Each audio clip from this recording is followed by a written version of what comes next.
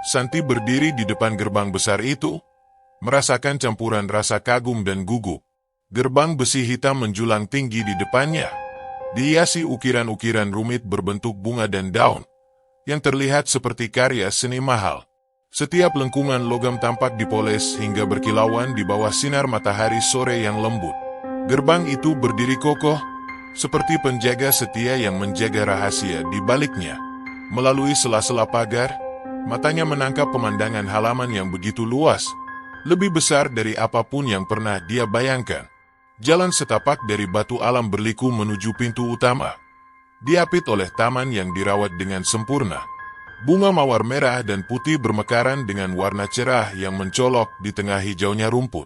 Angin sore membawa aroma manis dari mawar-mawar itu, menciptakan kontras dengan atmosfer rumah yang dominan abu-abu. Bangunan utama rumah itu berdiri megah, hampir seluruh fasadnya terbuat dari kaca besar yang memantulkan langit biru cerah di atas. Desain modern rumah itu terkesan futuristik, dengan sudut-sudut tajam dan garis-garis minimalis. Namun, ada sesuatu yang membuat Santi merasa tidak nyaman. Meskipun matahari bersinar terang, rumah itu tampak seperti tidak bernyawa. Tidak ada suara burung, tidak ada suara anak-anak bermain di kejauhan. Hanya ada keheningan yang terasa aneh, seperti ada sesuatu yang menahan kehidupan di sekitar tempat itu. Santi menarik napas panjang, mencoba menenangkan hatinya yang berdebar. Tangannya yang sedikit gemetar terulur ke arah bel pintu kecil di samping gerbang. Tombol bel itu terbuat dari logam dingin dengan ukiran kecil yang membuatnya tampak antik. Ketika ia menekannya, suara melengking kecil terdengar, seperti nada dari piano tua yang jarang disentuh. Suara itu menggema sesaat sebelum akhirnya pintu besar di balik pagar itu berderit terbuka perlahan. Seorang pria parubaya muncul di depan pintu utama rumah, berjalan mendekat dengan langkah pelan namun pasti. Rambutnya sebagian besar sudah memutih, disisir rapi ke belakang, dan dia mengenakan setelan jas abu-abu gelap yang terlihat mahal namun sederhana. Wajahnya tidak menunjukkan banyak emosi, tidak ramah, tapi juga tidak dingin. Matanya mengamati Santi dengan teliti, dari ujung kepala hingga ujung kaki, seolah-olah menilai apakah dia layak untuk berada di tempat itu. "Kamu Santi?" tanyanya dengan suara berat namun datar, membuat Santi merasa seperti sedang dihakimi. "Iya, Pak, saya Santi," jawabnya dengan sopan, mencoba terdengar percaya diri meskipun hatinya berdebar kencang. Ini adalah kesempatan pertamanya untuk bekerja, dan dia tidak ingin memberikan kesan buruk. Pria itu mengangguk pelan, lalu membuka gerbang lebih lebar. "Masuklah," katanya singkat. Santi melangkah masuk dengan hati-hati, matanya menyusuri setiap detail halaman dan rumah di depannya. Setiap langkah di jalan setapak terasa seperti memasuki dunia yang berbeda. Rumah ini terlalu sempurna, terlalu rapi, seolah-olah tidak pernah benar-benar dihuni. Ketika Santi mencapai pintu utama, dia mendongak melihat daun pintu kayu besar dengan ukiran geometris yang rumit. Pintu itu seperti pintu kastil dalam dongeng, membuatnya merasa kecil dan tidak signifikan. Begitu masuk ke dalam, matanya disambut oleh interior yang memukau. Lantai marmer putih mengilap memantulkan sinar matahari yang masuk melalui jendela besar, menciptakan suasana terang namun dingin. Di tengah ruang tamu, ada sofa putih besar yang terlihat begitu nyaman, tapi terlalu sempurna untuk disentuh. Sebuah meja kaca modern berdiri di depannya, dihiasi vas bunga segar yang tampak baru saja ditata.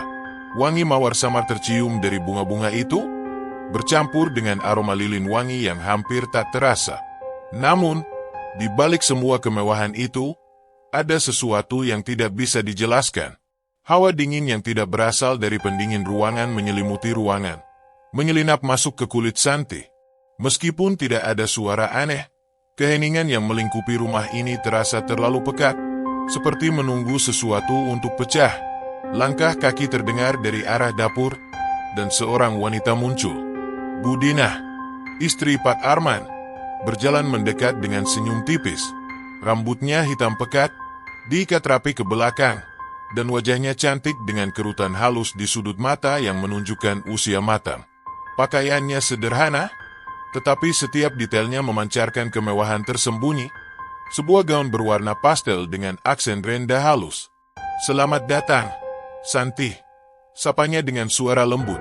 "Saya harap kamu akan merasa nyaman di sini." Santi membalas senyum itu, meskipun ada sesuatu di mata Budina yang membuatnya sedikit resah.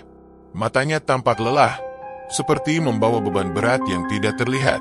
Meski kata-katanya ramah, ada kesan bahwa keramahan itu lebih seperti formalitas, bukan kehangatan yang tulus. Santi mengikuti Budina menyusuri lorong menuju kamarnya di lantai bawah. Lorong itu panjang dan dihiasi lampu-lampu kecil yang memancarkan cahaya keemasan. Dindingnya dipenuhi lukisan-lukisan abstrak besar dengan warna-warna mencolok, merah, hitam, dan oranye. Santi merasa lukisan-lukisan itu terlalu kontras dengan kesederhanaan desain modern rumah ini, seperti ada cerita yang ingin disampaikan namun tidak dapat dipahami.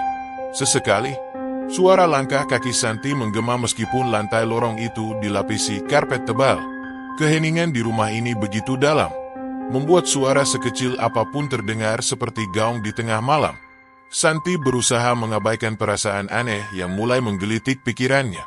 Ketika mereka sampai di kamar yang akan menjadi milik Santi, Budina membuka pintu dengan perlahan.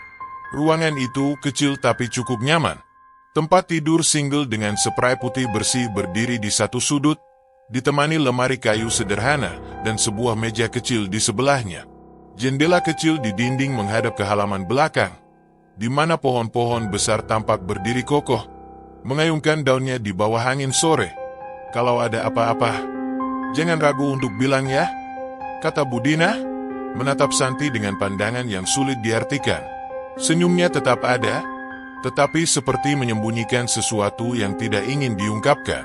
Setelah Budina pergi, Santi duduk di tepi tempat tidurnya, mencoba mencerna semua yang baru saja ia alami. Dia menarik napas panjang, menatap ke sekeliling ruangan kecilnya. Rumah ini, meskipun indah dan penuh kemewahan, membawa suasana yang tidak pernah ia rasakan sebelumnya. Sesuatu yang sulit dijelaskan, tetapi membuat hatinya berdebar lebih cepat dari seharusnya. "Kenapa rumah ini terasa terlalu sunyi?" pikirnya dalam hati. Ia mencoba meyakinkan dirinya bahwa ini hanya rasa gugup hari pertama.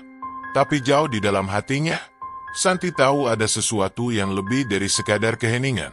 Malam pertama Santi di rumah megah itu dimulai dengan kesan yang tenang. Tapi perlahan suasananya berubah. Setelah membereskan pekerjaannya, Santi beristirahat di kamar kecilnya di lantai bawah. Ia berbaring di atas tempat tidur yang terasa nyaman, tapi anehnya terlalu dingin. Padahal pendingin ruangan tidak menyala. Ia mengira ini hanya efek dari kelelahan hari pertama bekerja. Namun, ketika malam semakin larut, suara itu mulai terdengar. Langkah kaki pelan di lorong.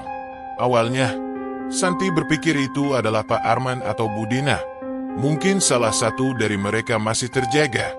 Tapi langkah itu terlalu lambat dan teratur, seperti seseorang yang sengaja berjalan dengan penuh kehati-hatian. Santi membuka pintu kamarnya sedikit, mengintip keluar ke lorong. Lampu-lampu kecil di sepanjang dinding memancarkan cahaya redup, menciptakan bayangan panjang yang bergerak-gerak di permukaan karpet. Lorong itu tampak kosong, tidak ada siapapun. Tapi langkah kaki itu belum berhenti. Suara samar itu tetap terdengar, seolah-olah datang dari ujung lorong. Santi mencoba menenangkan diri, meyakinkan bahwa itu mungkin hanya suara rumah yang memuai atau efek akustik ruangan. Namun, saat dia kembali menutup pintu, telinganya menangkap sesuatu yang membuat tubuhnya kaku. Suara bisikan pelan. Santi. Bisikan itu lembut tapi terdengar jelas, seperti seseorang memanggilnya dengan nada memohon. Jantungnya berdegup kencang, dan untuk sesaat, dia hanya berdiri terpaku, memandang pintu dengan napas tertahan. "Budina," panggilnya dengan suara pelan, mencoba memastikan dirinya tidak sedang membayangkan sesuatu. Tidak ada jawaban, hanya keheningan yang semakin mencekam. Dia mengintip sekali lagi ke lorong. Lampu masih menyala, tapi bayangannya sendiri terlihat aneh. Bayangan itu tampak sedikit lebih panjang dari seharusnya, bergerak dengan kecepatan yang berbeda dari gerak tubuhnya. Santi buru-buru menutup pintu dan mengunci rapat, berharap ketakutan itu hanya ada dalam pikirannya. Malam kedua tidak lebih baik. Santi terbangun dari tidurnya oleh suara yang lebih nyata. Derit kursi yang digeser di ruang makan. Suara itu kasar, memecah keheningan malam. Jantungnya kembali berdegup kencang. Dia mencoba mengabaikannya, tapi suara itu terdengar lagi. Kali ini lebih keras, seolah-olah seseorang sedang memindahkan kursi dengan sengaja. Dengan langkah ragu, dia berjalan menuju pintu kamar, membuka sedikit untuk mengintip. Ruang makan, yang terhubung langsung dengan lorong, tampak kosong. Namun, kursi-kursi di meja makan tidak lagi berada di posisi awal. Salah satu kursi tampak menjauh dari meja, seperti baru saja diduduki seseorang. Santi menutup pintu dengan cepat, tubuhnya mulai gemetar. Ada sesuatu yang tidak beres di rumah ini. Malam ketiga membawa pengalaman yang jauh lebih aneh. Santi terbangun karena merasa ada sesuatu yang memperhatikannya. Dia membuka mata dan melihat pintu kamarnya terbuka sedikit, meskipun dia yakin sudah menutupnya rapat. Dari celah pintu, dia melihat bayangan samar melintas di lorong. Kali ini, Santi tidak berani keluar kamar. Dia hanya bisa duduk di tempat tidurnya, memeluk lutut, mencoba melawan rasa takut yang semakin menggigit. Saat itu, dia mendengar suara ketukan lembut di pintu kamar. Suara itu pelan, hampir seperti ragu-ragu, tapi cukup untuk membuat bulu kuduknya meremang. Dia mencoba bertanya, "Siapa di luar?" Tapi tidak ada jawaban. Ketukan itu berhenti, digantikan oleh suara langkah kaki menjauh di lorong. Santi tidak bisa lagi menahan rasa takut. Dia mengunci pintu kamar dengan lebih erat, memastikan tidak ada yang bisa masuk. Ketika pagi tiba, suasana rumah kembali seperti biasa, seolah-olah tidak ada yang terjadi. Pak Arman terlihat sibuk dengan korannya di ruang tamu, sementara Budina memasak di dapur dengan senyuman tipis seperti biasa. Namun, Santi tidak bisa menghilangkan perasaan aneh itu. Tatapan Budina tampak lebih kosong dari biasanya, dan gerak-gerik Pak Arman terlihat tergesa-gesa, seolah-olah ia ingin keluar rumah secepat mungkin. Santi mencoba menyibukkan dirinya dengan pekerjaan, tapi perasaan bahwa ia tidak sendirian selalu membayangi. Bahkan ketika membersihkan kamar tamu di lantai atas, ia merasa ada yang mengawasinya. Di salah satu sudut ruangan, sebuah cermin besar memantulkan bayangannya. Tapi kali ini, pantulan itu terasa aneh. Dia yakin dia berdiri diam, tapi bayangan di cermin seperti bergerak lebih lambat dari gerakannya. Dia menatap cermin itu lebih lama, hingga tiba-tiba pantulannya tersenyum tipis, sesuatu yang tidak dia lakukan. Dengan napas terengah, Santi meninggalkan ruangan itu, berlari menuju dapur untuk menemui Budina. Namun, ketika dia tiba di sana, Budina berdiri diam, memegang pisau dapur, dengan tatapan kosong ke arah jendela. "Budina," panggil Santi pelan. Wanita itu tidak langsung merespons. Baru setelah Santi menyentuh bahunya, dia terkejut dan tersenyum seperti biasa, seolah-olah tidak ada yang terjadi. Malam berikutnya, Santi mulai mendengar suara yang lebih menyeramkan, bisikan samar yang seolah berasal dari semua sudut rumah. "Tolong aku, tolong aku." Suara itu terdengar di lorong, di dapur, bahkan di kamarnya sendiri. Kini, Santi sadar bahwa ada sesuatu yang tidak biasa di rumah ini. Sesuatu yang mencoba berkomunikasi dengannya, atau mungkin memperingatkannya tentang sesuatu yang lebih besar. Malam keempat membawa nuansa yang lebih gelap. Santi merasa semakin terjebak dalam misteri rumah ini. Ketika dia mencoba mengalihkan pikirannya dengan membersihkan ruang tamu, sesuatu yang tidak biasa terjadi. Saat mengelap meja kaca besar di tengah ruangan, dia melihat bayangan Pak Arman duduk di sofa putih dari sudut matanya. Bayangan itu terlihat jelas, bahunya lebar, tubuhnya sedikit membungkuk, seperti sedang membaca sesuatu. "Pak Arman," panggil Santi pelan, berharap mendapatkan jawaban. Namun, tidak ada respons. Ketika dia mendongak, sofa itu kosong. Bayangan tadi lenyap begitu saja, meninggalkan jejak rasa dingin yang merambat di kulit Santi. Dia menelan ludah dan mencoba mengabaikan perasaan takutnya. Mungkin itu hanya pantulan cahaya dari kaca, pikirnya. meskipun hatinya tidak sepenuhnya yakin. Tidak lama setelah itu, di dapur, Santi mendapati sesuatu yang lebih aneh lagi. Ada secangkir teh di meja, masih mengepul hangat, seperti baru saja diseduh. Tapi dia tahu betul bahwa Budina sedang tidak di rumah, dan Pak Arman baru saja keluar beberapa menit yang lalu. Siapa yang membuat teh ini? Dia berdiri terpaku di depan cangkir itu, jantungnya berdegup kencang. Bau teh melati yang lembut menyelimuti udara, memberikan kesan hangat yang aneh di tengah hawa dingin yang tiba-tiba menusuk. Ketika Santi berbalik untuk meninggalkan dapur, pandangannya tertuju pada cermin besar di ruang makan. Dari sudut matanya, dia melihat pantulan dirinya yang tampak normal. Tetapi ketika dia berhenti bergerak, pantulan itu terus berjalan beberapa langkah ke depan sebelum berhenti dan berbalik menatapnya dengan senyuman kecil yang tidak wajar. Napasnya tertahan. Ia menatap cermin itu dengan mata membelalak. Tatapan pantulannya berubah gelap, dan senyum kecil itu perlahan menghilang. Santi merasa tubuhnya gemetar hebat. Dia berbalik, berlari kembali ke kamarnya, dan membanting pintu. Namun, malam itu belum berakhir. Ketika dia berbaring mencoba tidur, pintu kamarnya berderi terbuka meskipun dia yakin telah menguncinya sebelumnya. Celah kecil di pintu memperlihatkan lorong yang kosong, tapi hawa dingin masuk ke dalam kamar. "Santi," suara berbisik itu terdengar lagi. Kali ini lebih dekat. Suara itu seperti berasal dari belakangnya, di sudut ruangan tempat lemari pakaian berada. Dengan senter kecil di tangannya, dia mengarahkan cahaya ke arah lemari. Pintu lemari terbuka sedikit, menunjukkan bayangan gelap di dalamnya. Hawa dingin semakin kuat, membuat tubuhnya menggigil. Dia berjalan mendekat dengan langkah ragu, tangannya gemetar saat hendak membuka pintu lemari sepenuhnya. Ketika dia membuka pintu itu, tidak ada apa-apa di dalamnya selain pakaian yang tergantung rapi. Tapi dari sudut lemari, suara ketukan pelan terdengar, seperti seseorang mengetuk dari dalam dinding kayu lemari itu. Dia mundur perlahan, punggungnya membentur tempat tidur. Saat itu, lampu kamar tiba-tiba mati. Hanya cahaya dari senter kecil di tangannya yang menerangi ruangan. Dia tidak berani bergerak, hanya memeluk lututnya di sudut tempat tidur, berharap semua ini hanyalah mimpi buruk. Kemudian, suara derit pintu dari lorong terdengar lagi, diikuti oleh suara langkah kaki pelan yang mendekat. Suara langkah itu berhenti tepat di depan pintu kamarnya. Jantung Santi berdegup kencang, napasnya pendek-pendek. Pintu itu bergetar sedikit, seperti ada seseorang yang menyentuhnya dari luar. Santi buka pintunya. Suara itu terdengar seperti suara Pak Arman, tapi ada nada aneh di dalamnya.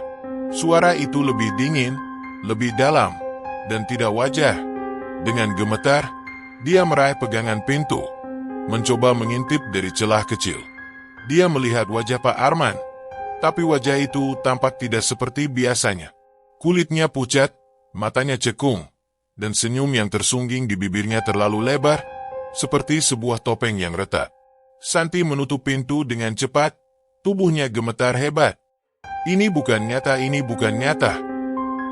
Gumamnya pelan, mencoba menenangkan diri, tapi suara dari luar pintu semakin keras, seperti seseorang memukul-mukul kayu dengan keras. Malam itu mencapai puncaknya ketika suara keras seperti jeritan melengking terdengar dari dalam rumah, menggema ke setiap sudut.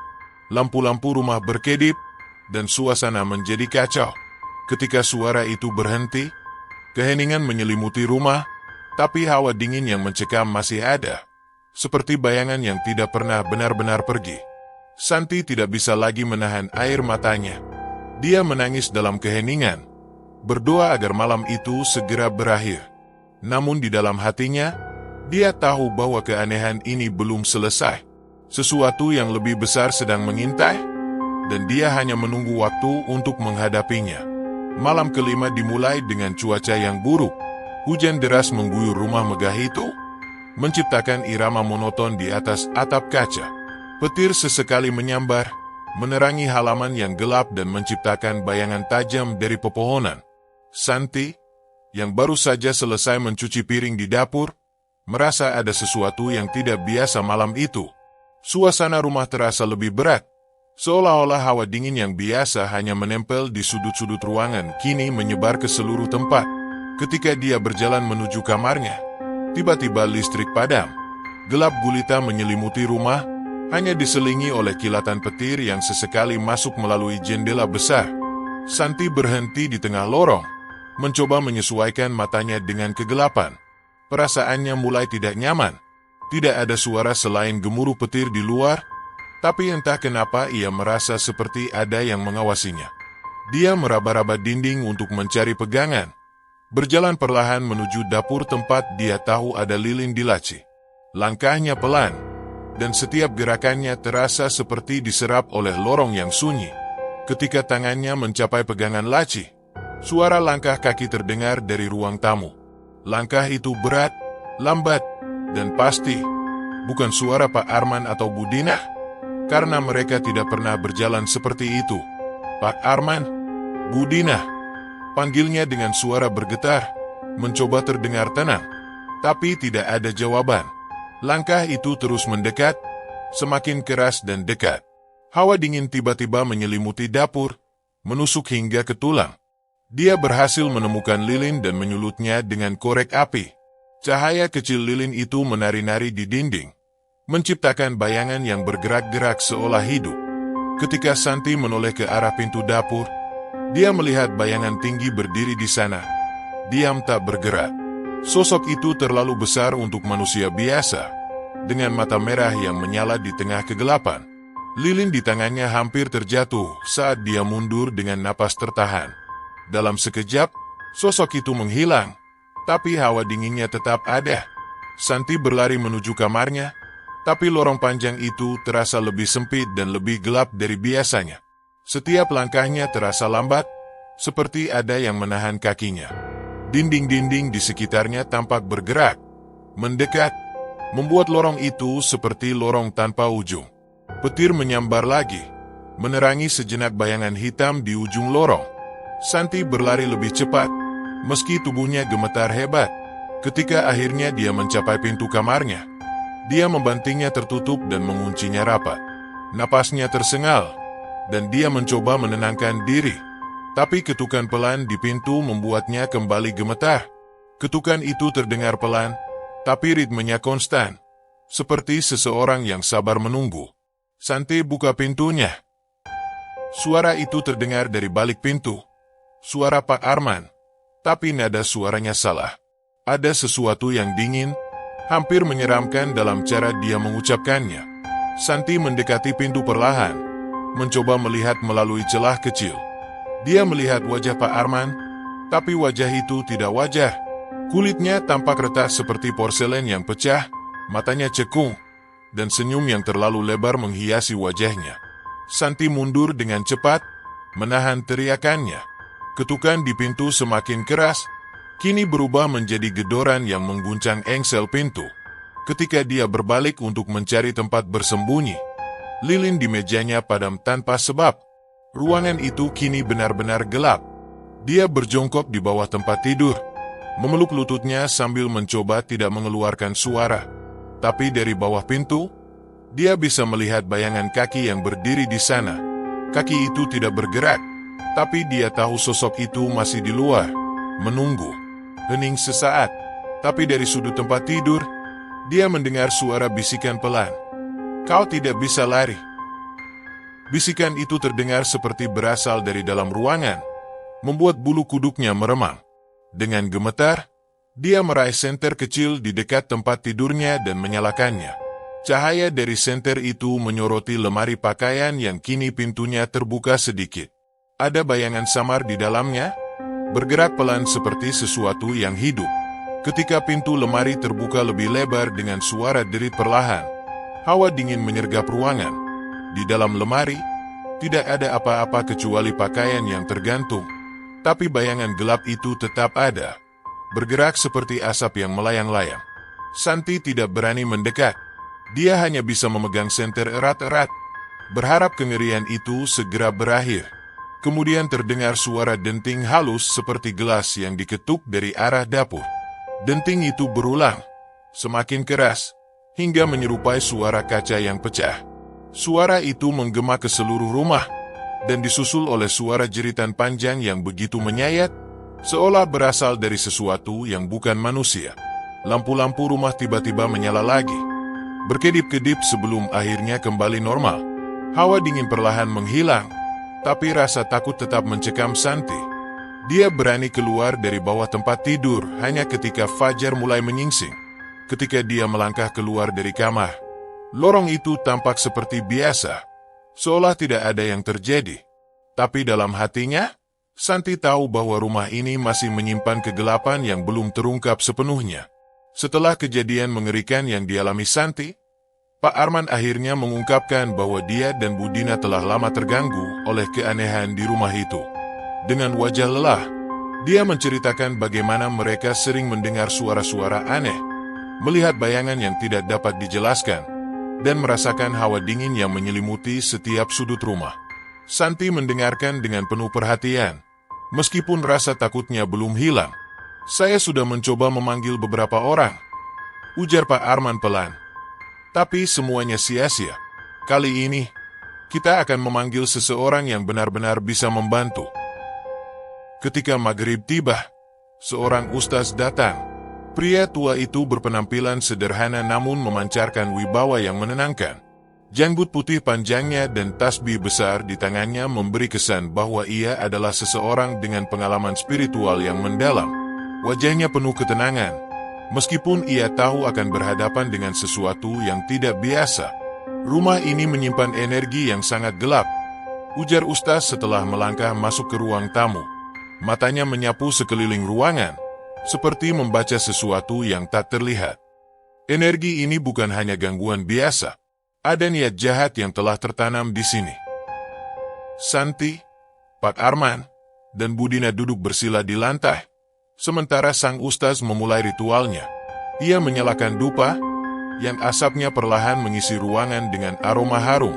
Ia juga membawa sebotol kecil air doa, tasbih, dan kitab suci Al-Quran. Suaranya mulai melantunkan ayat-ayat dengan nada penuh wibawa, menggema di setiap sudut rumah. Kata-katanya terasa seperti memecah keheningan, membawa kehangatan yang berbeda dari biasanya. Namun, ketika ayat-ayat itu dilantunkan, suasana rumah mulai berubah. Hawa dingin yang biasa terasa di rumah kini berubah menjadi panas yang menyengat. Udara terasa berat, dan lampu di ruang tamu mulai berkedip, seperti ada yang mencoba mengganggu jalannya ritual. Ustaz tetap tenang, melanjutkan bacaannya dengan suara yang semakin keras. "Ada sesuatu di sini yang tidak ingin kita mengusiknya," ujar ustaz tiba-tiba. Ia memandangi sudut ruangan tempat cermin besar tergantung. "Cermin ini adalah salah satu medium mereka. Kita harus menutupnya." Pak Arman buru-buru mengambil kain putih dari lemari, seperti yang diminta ustaz. Namun, ketika ia hampir menutupi cermin, bayangan aneh muncul di permukaannya. Sosok hitam dengan mata merah menyala terlihat menatap mereka dari dalam cermin. Wajahnya penuh amarah, dan ia bergerak mendekat ke permukaan kaca, seperti mencoba keluar. Santi memekik kecil, sementara Budina menutup wajahnya dengan tangan, berusaha menahan tangis. Ustaz, tanpa ragu, menyiramkan air doa ke cermin itu sambil melanjutkan bacaan ayat suci dengan lantang. Sosok di dalam cermin menghilang perlahan, tapi permukaan kaca tampak bergetar seolah-olah menahan sesuatu yang ingin meledak. Setelah cermin ditutupi kain putih, ustaz membawa mereka ke kamar tidur utama, tempat ia merasakan energi negatif paling kuat. Ia meminta Santi dan Budina tetap di luar, sementara ia dan Pak Arman memeriksa ruangan. Di bawah tempat tidur, mereka menemukan sesuatu yang tidak biasa. Sebuah bungkusan kain hitam yang penuh dengan jarum, rambut, dan benda-benda lain yang tampak seperti hasil dari ritual santet. "Ini sumbernya," kata ustaz tegas. Ia meminta Pak Arman membawanya keluar ke halaman belakang untuk dibakar. Ketika bungkusan itu mulai terbakar, api menyala dengan cepat, mengeluarkan asap hitam pekat dan suara berderak seperti sesuatu yang melepaskan diri. Jeritan keras tiba-tiba terdengar dari dalam rumah, membuat Santi dan Budina melompat ketakutan. Suara itu melengking, seperti berasal dari makhluk yang kesakitan. Ustaz melanjutkan ritualnya di halaman, melafalkan doa-doa untuk memutuskan semua ikatan energi gelap yang ada di rumah itu. Santi memperhatikan dari jarak aman, merasa hawa dingin yang sebelumnya menyelimuti rumah perlahan menghilang. Ketika bungkusan itu habis terbakar, suara jeritan berhenti, dan suasana rumah menjadi lebih tenang. Namun, Ustaz tidak berhenti di situ. Ia meminta mereka melafalkan doa bersama, mengingatkan bahwa rumah ini perlu terus dilindungi dengan ibadah dan doa. Gangguan ini mungkin sudah hilang, tapi tidak ada jaminan mereka tidak akan kembali jika kita lengah, ujarnya dengan nada serius. Setelah ritual selesai, Ustaz memberikan mereka air doa untuk dipercikkan di setiap sudut rumah sebagai perlindungan tambahan. Ia juga memberikan beberapa nasihat spiritual, mengingatkan mereka untuk selalu menjaga hubungan dengan Tuhan dan tidak membiarkan energi negatif mengambil alih. Santi, meskipun merasa lega, tahu bahwa trauma yang ia alami tidak akan hilang begitu saja.